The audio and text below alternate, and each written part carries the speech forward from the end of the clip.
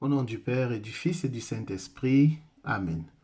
Nous sommes aujourd'hui le lundi 8 juin 2020 et nous méditons l'Évangile selon Saint Matthieu, chapitre 5, versets 1 à 12, communément appelé le sermon sur la montagne. Je suis Edgar Assois et par mon baptême j'ai été envoyé proclamer la bonne nouvelle du salut en Jésus-Christ. À vous grâce et paix de la part de Dieu notre Père et de notre Seigneur Jésus-Christ. Les béatitudes, c'est la félicité.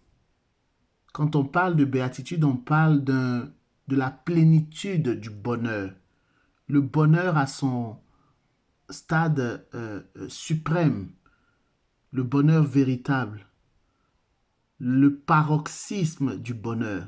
C'est la béatitude, c'est la félicité. Et cette félicité parfaite, elle se réalisera quand nous serons au ciel. Dieu réserve cette félicité à ses élus, à ceux qu'il a choisis, à ceux qui croient en son nom. Les béatitudes répondent au désir naturel de bonheur. Ce désir est d'origine divine. Dieu l'a mis dans le cœur de l'homme afin de l'attirer à lui, qui seul peut le combler. Dieu choisit de mettre dans le cœur de l'homme un désir de bonheur. Et malheureusement, les hommes choisissent de combler ce bonheur de maintes et une façons, mais la façon que notre Créateur, celui qui nous a conçus, a prévu pour combler ce désir de bonheur, c'est en le suivant, c'est en croyant en son nom. En effet, nous voulons tous vivre heureux. Si je posais la question « Veux-tu être heureux ?», je trouverais certainement personne sur cette terre qui dise « Non, je ne veux pas être heureux ». La question du bonheur est incontournable dans l'existence humaine. Les philosophes ont tenté depuis l'Antiquité de cerner ce concept par l'activité de la raison. Aujourd'hui, Jésus nous appelle au bonheur en nous proposant des chemins qui conduisent au royaume des cieux. Le sermon sur la montagne est le premier des 5 discours de Jésus avec lequel il débute son ministère. Dans le Nouveau Testament commenté, Eliane Cuvier écrit que le bonheur se reçoit au cœur de l'épreuve, dans une situation de manque et d'humilité où se creuse l'espace pour accueillir et recevoir. Lorsque nous sommes pleins de richesse, pleins d'harmonie, il n'y a pas de place pour Dieu. On a l'impression qu'on peut vivre sans Dieu. Et c'est un leurre dans lequel nombreuses sont les personnes qui tombent dans ce leurre, dans ce piège.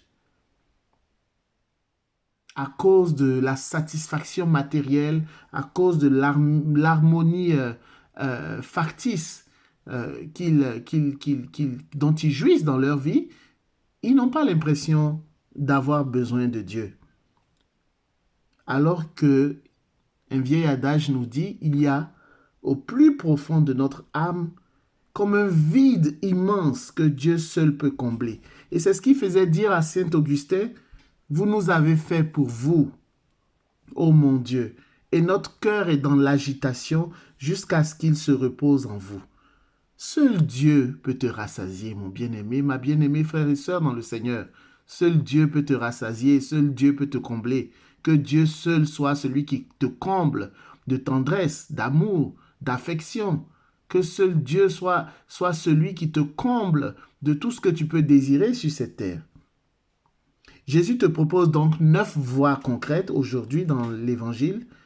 9 voies concrètes pour être heureux, tout en sachant que la béatitude, la pleine félicité ne se vivra qu'au paradis. Pour parvenir au bonheur, les Saintes Écritures nous offrent l'espérance, qui est la vertu théologale par laquelle nous désirons, comme notre bonheur, le royaume des cieux et la vie éternelle. La vertu de l'espérance répond à l'aspiration au bonheur placée par Dieu dans le cœur de tout homme. Car Dieu nous a mis au monde pour le connaître, pour le servir et pour l'aimer et ainsi parvenir au paradis, nous dit le catéchisme de l'Église catholique en son paragraphe 1721. Le bonheur auquel tu aspires, bien-aimés frères et sœurs dans le Seigneur, ce bonheur ne se trouve ni dans l'argent, ni dans l'acquisition de biens, ni dans une vie de plaisir effrénée, ni dans une vie de débauche. Il se trouve en Jésus-Christ. Jésus n'est point fils d'homme pour mentir. Il te promet d'être heureux. Mets-toi à son école pour le suivre, jour après jour, sur le chemin du bonheur qu'il t'indique. Lui qui a dit, je suis le chemin. Il est le chemin, il t'indique le bon chemin. Tu ne te tromperas jamais, tu ne regretteras jamais de t'engager sur ce chemin avec Jésus parce que ce chemin te conduira au bonheur véritable. Que la paix du Seigneur soit avec toi, au nom du Père et du Fils et du Saint-Esprit, ainsi soit-il.